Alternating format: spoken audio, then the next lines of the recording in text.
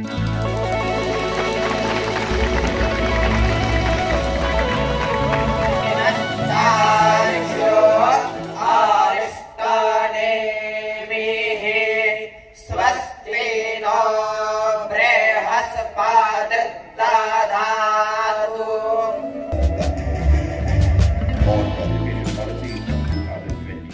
am happy that the Russian Federation, the focus country of this year, will organize various literary events, activities of children and cultural performances. आदाब, मैं हूँ आपके साथ अमीना माजिद। इस वक्त मैं मौजूद हूँ दिल्ली के भारत मंडपम में, जहाँ हर साल की तरह इस साल भी वर्ल्ड बुक फेयर हो रहा है। इस बार वर्ल्ड बुक फेयर में खुसरो फाउंडेशन ने भी अपना एक स्टॉल लगाया है, जिसमें उन्होंने renowned author Ahmed T Kuru की बुक का हिंदी ट्रांसलेशन भी लॉन्च किया है, जिसका नाम है इस्लाम, सत्तावाद और पिछड़ापन। इस बुक में बात की गई है मुसलमानों के पिछड़ेपन की क्या वजह है, क्या इसके पीछे वेस्टर्न कॉलोनाइजेशन है, और भी कई अहम मुद्दों पर बात की गई है। इस बुक का हिंदुस्तान में हिंदी वर्जन में लॉन्च होना इसलिए भी ज़रूरी है क्योंकि हिंदुस्तान में एक बहुत अच्छी तादाद में मुसलमान रहते हैं और उन तक ऐसी रिसर्च का पहुंचना बहुत ज़रूरी है। खुसरो फाउंडेशन की बात करें तो खुसरो फाउंडेशन बात करता है कम्युनल हार्मनी और प्रमोट करता है कल्चर ऑफ प्लूरलिज्म को। आज हम इसके कन्वीनर हफीजुर रहमान से जानेंगे इस किताब के बारे में और कैसा है उनका इस बार का वर्ल्ड बुक फेयर में एक्सपीरियंस। इस्लाम, सत्तावाद और पिछड़ापन, ये किताब प्रोफेसर अहमद टी कुरू, जो प्रोफेसर है पॉलिटिकल साइंसेस के सैन डियागो यूनिवर्सिटी यूएसए में, उन्होंने अपनी 10 साल की रिसर्च के बाद एक किताब 350 पेजेस की अंग्रेज़ी ज़बान में यानी इंग्लिश में इस्लाम, अथॉरिटेरियनिज्म एंड अंडर डेवलपमेंट लिखी। और इस किताब की ब्यूटी ये है, आमतौर से हम अपने आप को अप्रिशिएट करना तो पसंद करते हैं, लेकिन जो अपनी मिस्टेक्स है उनसे सबक सीखना और क्रिटिसिज्म के लिए हमारे यहाँ ज़ीरो टॉलरेंस पाया जाता है। तो उन्होंने एक तरफ 8th सेंचुरी से लेके और 12th सेंचुरी तक जो गोल्डन एज है मुसलमानों की, जिसमें मुसलमानों ने अच्छे साइंटिस्ट, अच्छे इकोनॉमिस्ट, अच्छे मैथमेटिशियंस और अच्छे इन्वेंशन करने वाले लोग पैदा किए, बड़े बड़े लोग पैदा किए, तो उसका भी जिक्र किया है। और साथ ही साथ में ये जिक्र किया है कि आखिर क्या सबब है कि मुसलमानों के ज़्यादातर देशों में उन्होंने मोनार्की को, डिक्टेटरशिप को, अथॉरिटेरियनिज्म को अपना लिया।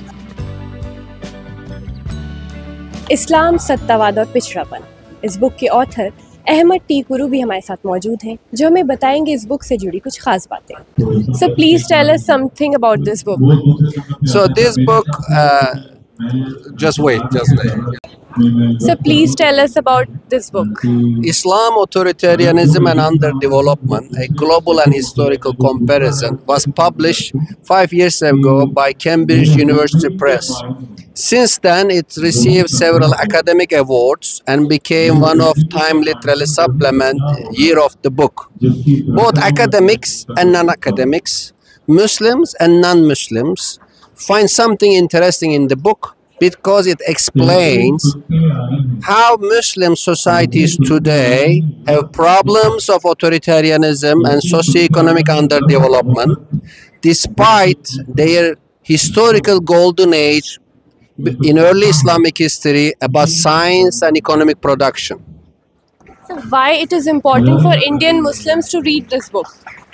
This book, I'm very happy to see its Hindi edition, is important for both Muslims, Hindus and others, because for Muslims, it's calling them to rethink the authority of ulama, to reinterpret Islam in different ways, to see how Islamic history as an example of religion-state separation, diversity and coexistence. For Hindu and other religious follower readers, this book is important to see Islam as a worldwide religion with a long history and how Muslims in their golden age learned from India mathematics, paper making from China and taught these values to Europe. So the book examines two dominant narratives. What are they? In both academia and non-academic circles, when people analyze the Muslim world today, they say the problems are sourced by either Islam or Western colonization. My book says no to these two, saying that Islam had a brilliant history compatible with development. Yes, colonization is a problem, but we should not simply focus on that. Instead, we have to look at how ulama became part of governance. Ulama state alliance hinder merchants, hinder intellectuals, and the lack of intellectual and economic entrepreneur class made Muslim societies scientifically and economically underdeveloped today. So apart from this is your first time in India? I'm very happy. This is my first visit so far because of this book tours, which has been translated into 15 languages. I visited many European and Asian countries, even countries in Africa, but this is my first time, and I am very much impressed by hospitality and intellectual dynamism in this book fair. So I want to know, what is something you like about India? Anything? I like the fact that you still pay attention to printing books. So many books here, and including mine. Another thing, of course, cuisine. Wherever my family and I go, from America to Germany, we always go to Indian restaurants. Thank you so much, sir. Thank you.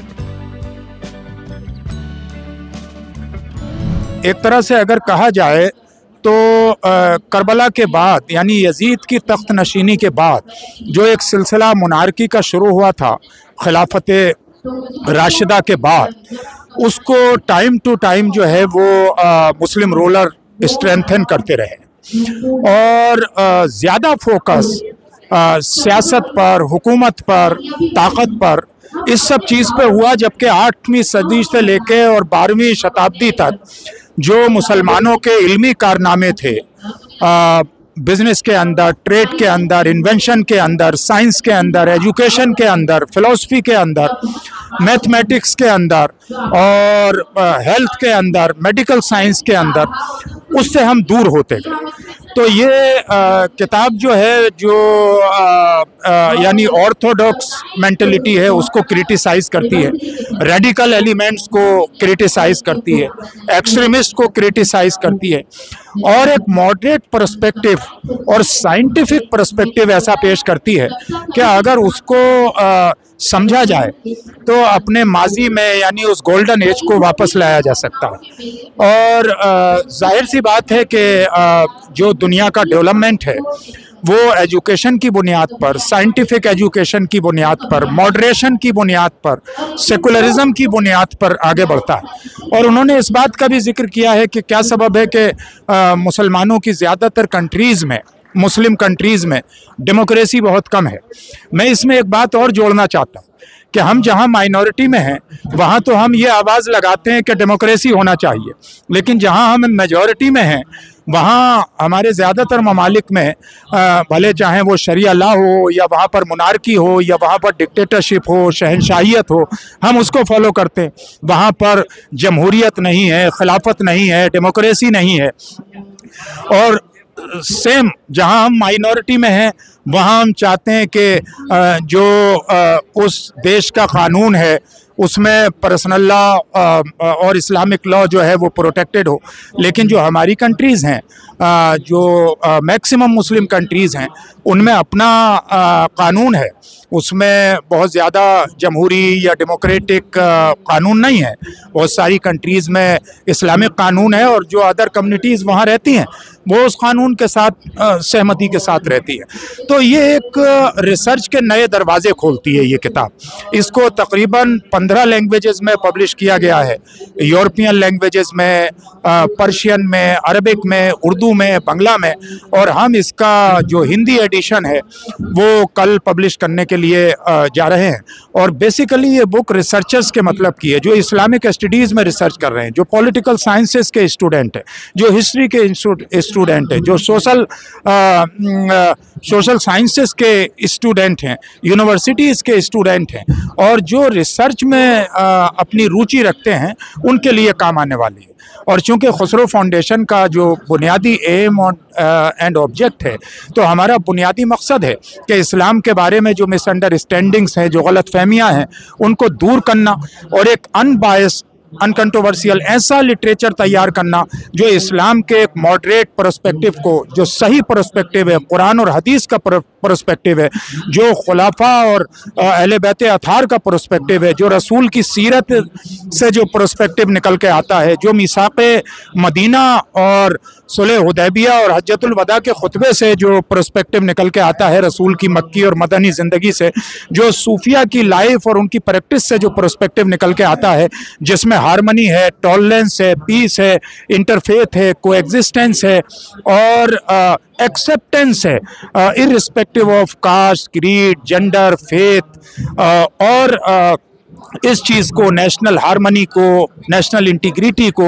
इस सारी चीज़ों को आगे बढ़ाना। तो हमने इससे पहले, जैसा कि जिहाद के नरेटिव पर जो मिसअंडरस्टैंडिंग थी, जो मौलाना मौदूदी और सैयद कुतुब यानी जमात इस्लामी और उसके लिटरेचर में थी, मुस्लिम ब्रदरहुड के, उसको रेडिकल जो इंटरप्रिटेशन था उसको एलिमिनेट करती थी। इससे पहले हमने ये तफहीम जिहाद पब्लिश की थी और इस तफहीम जिहाद का सेकंड एडिशन लाहौर से अभी रिसेंटली पब्लिश हुआ है, यानी ये पाकिस्तान से भी पब्लिश हुई है।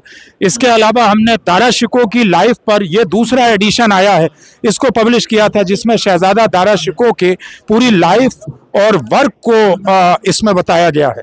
तो इस तरह हम और भी बहुत सारी किताबें मुस्लिम women A manifesto for change English में ला रहे हैं, जो मारूफ शाह श्रीनगर के हमारे राइटर हैं, डॉक्टर मोहम्मद मारूफ शाह, उनकी लिखी हुई है।